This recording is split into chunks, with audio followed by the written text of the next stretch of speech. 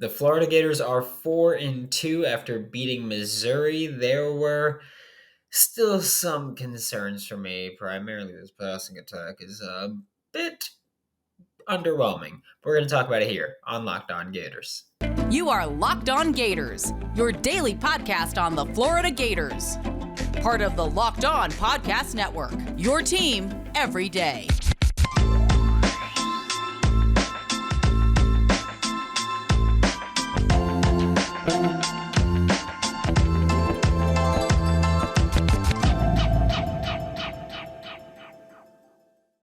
Hello, and welcome back to another episode of Locked On Gators, part of the Locked On Podcast Network, your team every day. Thanks for making Locked On Gators your first listen of the day. We are available daily and free wherever you listen to the podcast. Happy Monday, another Victory Monday. I am Brandon Olson. Find me on Twitter at WNS_Brandon. Find my written work with Whole Nine Sports and Giants Country of SI.com. And before even getting into today's content, just ask you to like, subscribe, comment, review, do all that fun stuff. It is greatly appreciated from me, at least. And now we're talking about what is easily, for me, the most concerning thing about the offensive side of the ball for the Florida Gators in 2022, the passing game. Just starting, like we'll start with Anthony Richardson, sure. Confidence and consistency continue to be issues. Like, he didn't shoot the team in the foot the whole game. He didn't do that. It wasn't as bad as the Kentucky game or even the USF game. But it is concerning for me that that's still a thing that's going through Anthony Richardson right now. Is clearly he just doesn't have the confidence he should. Because he's incredibly talented. He's got size, phenomenal. Speed, phenomenal. Just overall athleticism, phenomenal. Cannon for an arm. He's proven now that he can, he knows what to do generally. He knows how to work through his reads. He's added the touch pass to his game, which is something that in Kentucky really killed Florida. That Kentucky game, he just was fireballs everywhere. Not even fastballs, fireballs everywhere. And that killed Florida a lot of the times. But on top of having all of those physical skills, on top of the mental ones of being able to read a defense and know where he should go with the ball, he still struggles with confidence. And it's just so disappointing, I guess we'll say, because he's proven that he can do more than he's been doing. He's proven that he can be more productive than he's been. But it always comes back to, is he in his head? Is Anthony Richardson limiting Anthony Richardson? And I understand this also, where we talk about the play calling, because that's been a huge thing. I know in the Locked On Gators Discord, which the link is below, I know they were talking about it. They were killing the play calling. Here's the thing, and I know I spoke about this last week. Missouri has a lot of, or they play a lot of man coverage, and they blitz a lot. They're a very, very aggressive man defense, and they send non-traditional rushers, we'll say. They send their slot a lot. They send an inside linebacker often. And here's the thing also with Missouri, a lot of times it's just we're either rushing or covering that running back, or rushing or covering that tight end. And you kind of decide what we do.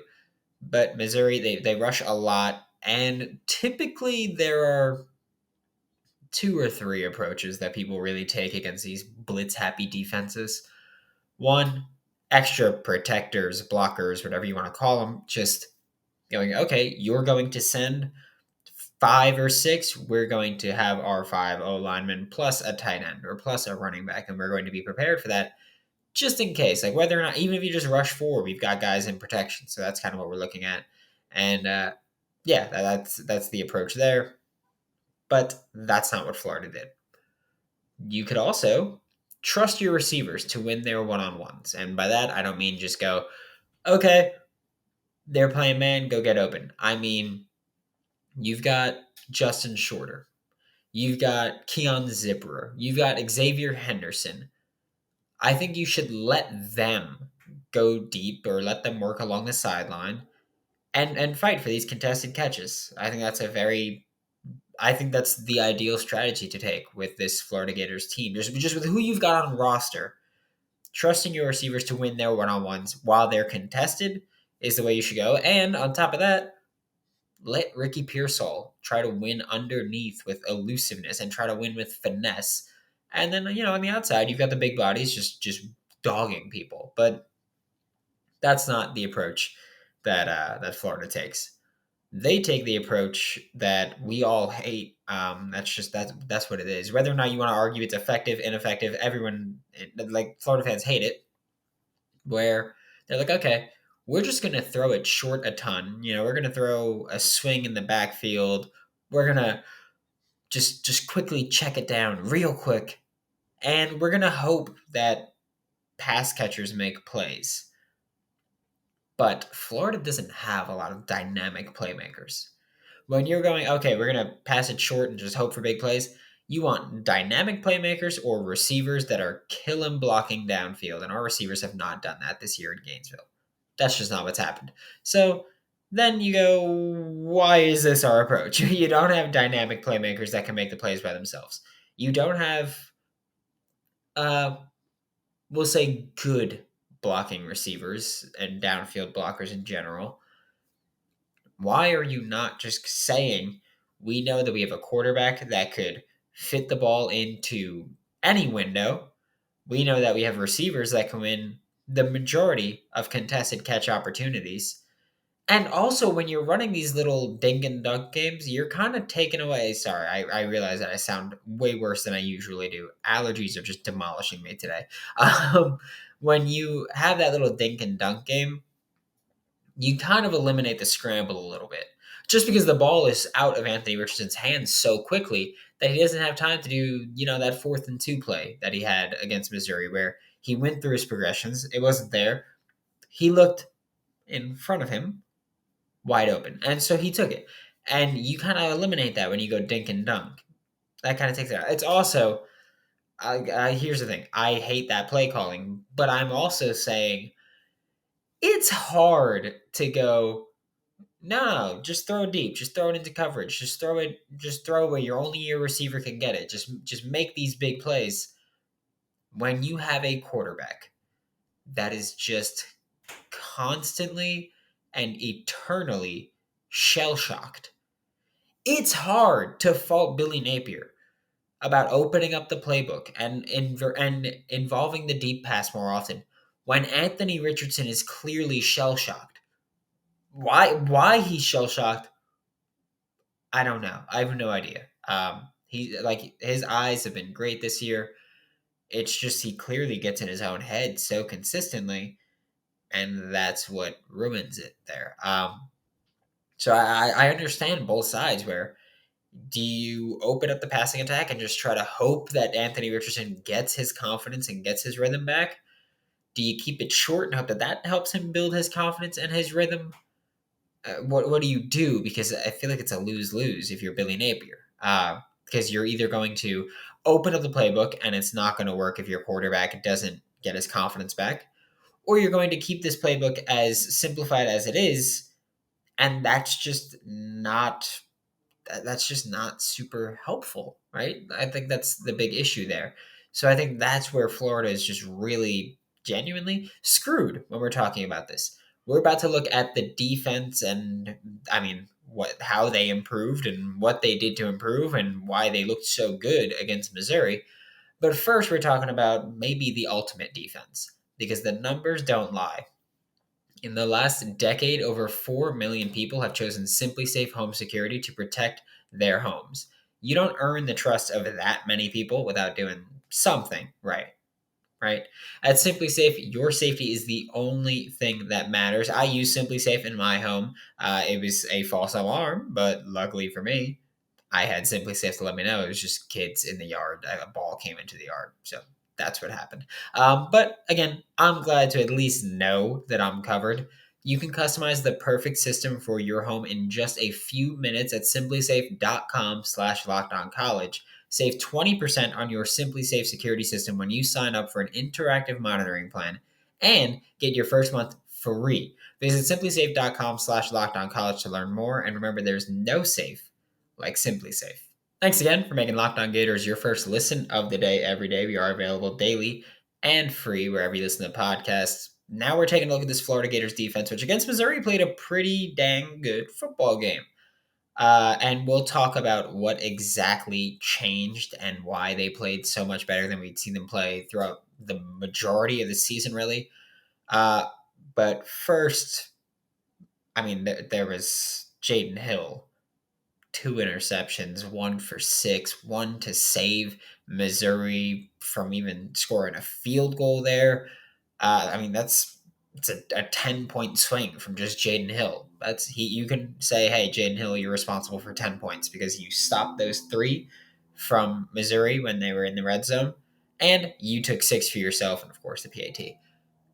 And I think part of that was because of the amount of zone coverage that the Florida Gators played. It was a lot of zone. We'll look at specifically what zones, but you can kind of tell when you're watching that they're playing a lot of zone. I mean, the pick six was clearly just zone. It was Jaden Hill dropping back. I think it was cover 3, if I'm not mistaken. I think that's going to be the approach with Jaden Hill. Yes, his knee is great. I know that people were talking about like, oh, his knee looks perfect. He slid on his knees after the touchdown and all that. I think the big thing with Jaden Hill is, yeah, he can run straight. He could drop back and he can run straight and he can kind of explode there.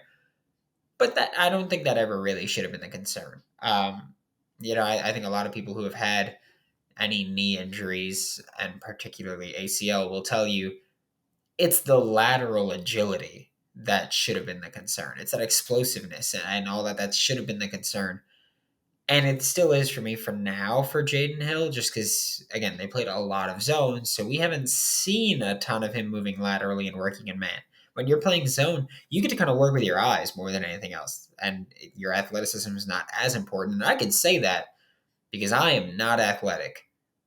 I was pretty good in zone as a corner. Not athletic, but I could play zone pretty well because it's about your eyes and your head more than anything else.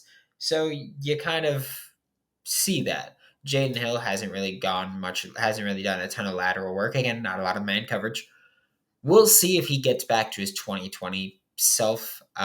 He's not there yet, but I mean, if he's going to keep playing like that in zone coverage, who cares? I mean, honestly, that's who cares if he's going to play damn good football in zone coverage. Another player who had I want to say, ridiculously monstrous game, Ventrell Miller. My goodness. First of all, as a pass rusher, 7 rush attempts, 2 pressures for Ventrell Miller.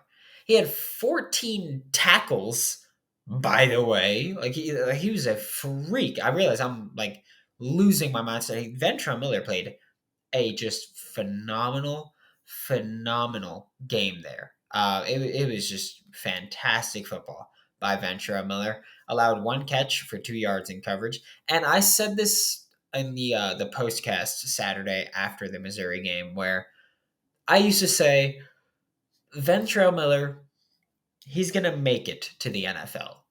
But I'm not sure if he'll ever be a starter quality player. I'm not sure if he'll ever be that guy or if he'll ever be able to play that middle linebacker role. He might be relegated to the Sam strong side role where you're in when you think the other team's going to run the ball, but in passing downs you're out. In I mean just general like 50-50s, you're probably out. You're probably the one that comes out for nickel. But Ventrell Miller this year, first of all, has shown that he's got starter quality potential. And I don't mean in college, I mean in the NFL, as someone who he could play the Sam, but he could also play a wee bit of that middle linebacker. So he'll never be a weak side linebacker. He's not that guy. But he could play middle linebacker, and that's kind of the important part when you're looking at someone like Ventrell Miller. Linebackers in this Florida Gators defense play a lot of zone coverage. And for years, we've been talking about Ventrell Miller as he really struggles in coverage. This year, that has not been the case. And I don't care statistically. I mean, watching him, Ventrell Miller has played very good in zone coverage, which is, again, just so relieving, considering a big thing for us this year going into the year was Like, I know my listeners and myself were like, well, linebacker coverage is going to be a bit of a pain with Amari Burney and Ventura Miller. Burney's played better than we anticipated, I'll say. And he's been incredible as a pass rusher. And then Ventura Miller has just been lights out really everywhere that we've seen him play this year. So I think when you're looking at Ventura Miller, you go NFL guy for sure. He's going to be playing on Sundays at some point, but he's also one of the better linebackers in college football and potentially the single most valuable defender on any college football team. There are better defenders, but I don't know if there's a single one that's as valuable as Ventura Miller. This defense looks way worse when he's not on the field. And that's not just he's that good. That's his leadership and his IQ make this team so much better. Make this defense so, so much better, especially when you consider how bad the defensive line has been against the run. But I will say, against Missouri, defensive line balled out. Princely Umanmielen finally started living up to the hype that we've been talking about for months now. He got benched against Eastern Washington, or prior to Eastern Washington. Justice Boone was a starter at that DN spot, and Princely Umanmielen was a backup. Well, Missouri, he was listed as a starter again, and wow, Princely Umanmielen played angry. 2 sacks against Missouri, which means 3 sacks in the past 2 weeks, is fantastic for Princely. He's finally coming to life. 4 tackles for a gain of 3 or less against the run on Saturday against Missouri, which Missouri was trying to run the ball quite a bit. Defensive line just played phenomenal. And Princely Umanmielen played coverage, which he has not done well at, but against Missouri, he did play pretty well in coverage whenever we saw him. He's never been in coverage much, but when he was in coverage prior to Missouri, it was ugly. Not gonna lie to you, it was ugly, but he played much better. Jervon Dexter and Brenton Cox Jr. combined for 2 sacks. They had combined for 5 stops for a gain of 3 or less against the run. Dexter, thank you for finally showing. Like, he played much more like the expectations have been for his.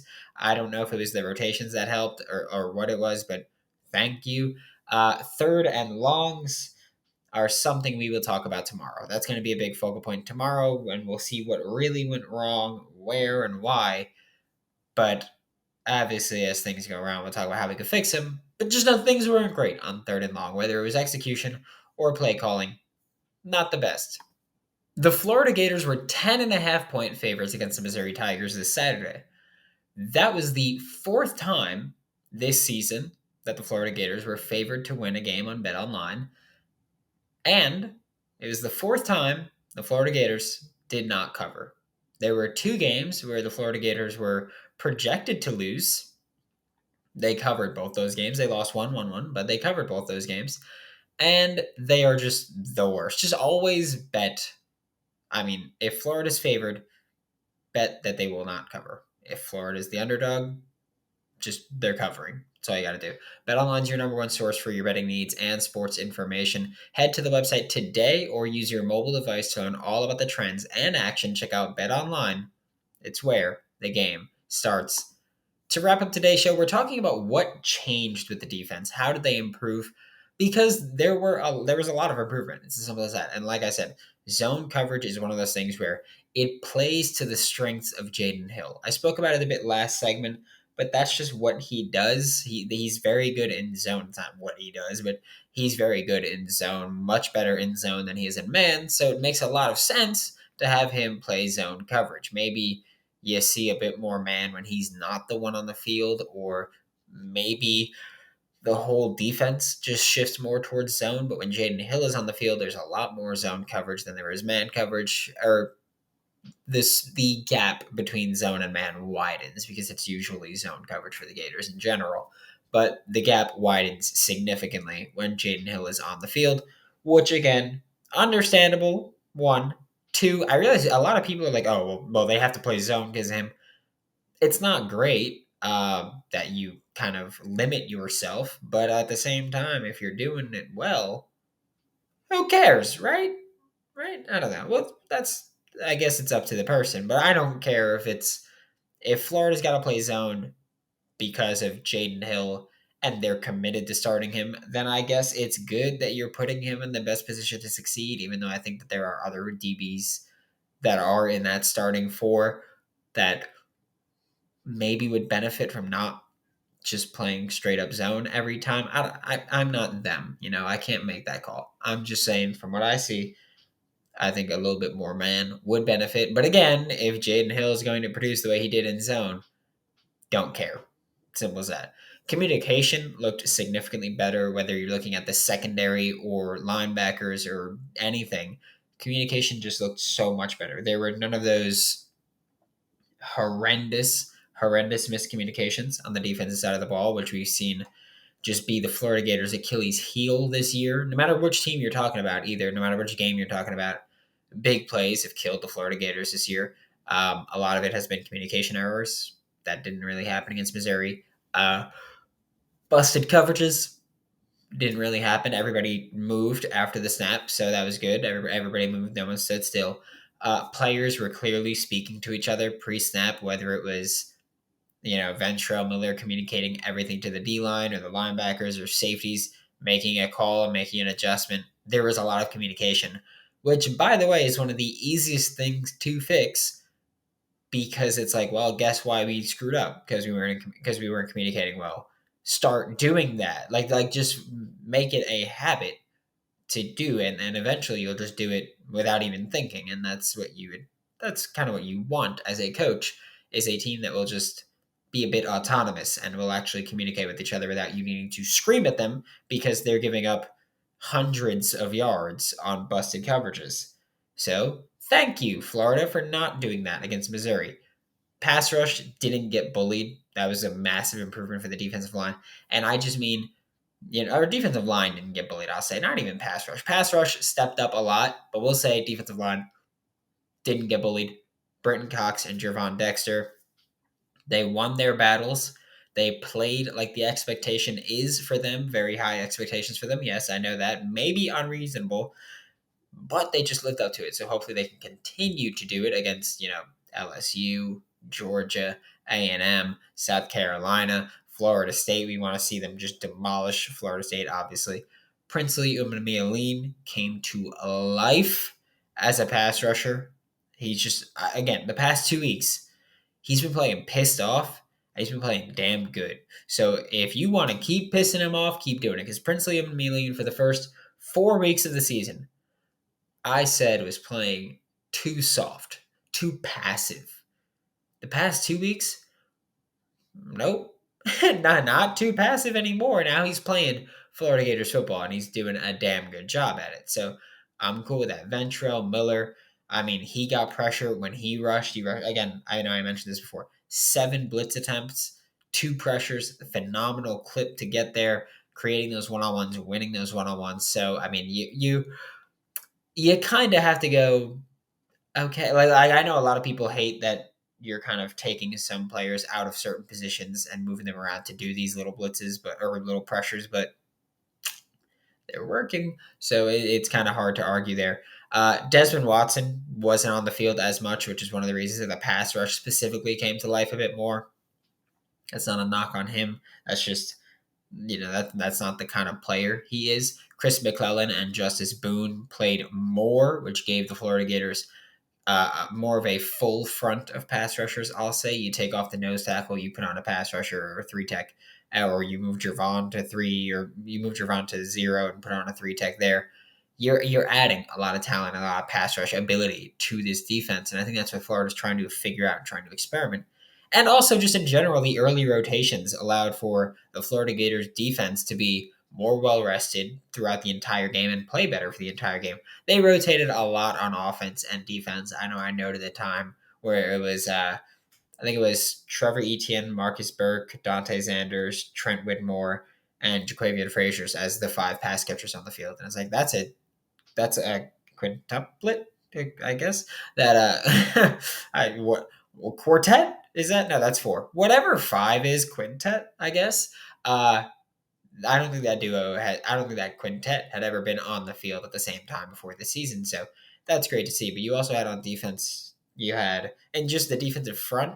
Antoine Powell Ryland, Chris McClellan, Jalen Lee, Lloyd Summerall, Tyreek Sepp, Justice Boone. They all played less snaps than they played against Eastern Washington. But they rotated in way earlier. They started rotating in almost, second drive of defense, which allowed guys like Javon Dexter and Brenton Cox Jr. to rotate more and to keep fresh and to be fresh for longer and later in the game. And that proved to play dividends. I'd imagine Florida does that from now on because you maybe found the issue to your second half, specifically run defense woes that have just demolished the season, just demolished the Gators this whole season. So hopefully there's some fixing there. Thanks for making Locked On Gators your first listen of the day every day. We'll be back tomorrow to talk more about your Florida Gators, especially versus Missouri. We'll talk about how the defense can continue to improve and continue to build, especially on third and long. For your second listen, make sure it's Locked On SEC, hosted by Chris Gordy of Sports 790. Get the best coverage on the best conference, including the best university, the University of Florida. For Locked On Gators, I'm Brandon Olson. Don't forget to follow me on Twitter at WNS_Brandon. Find my written work with the Whole Nine Sports and GiantsCountryofSI.com. And I'll see you all tomorrow.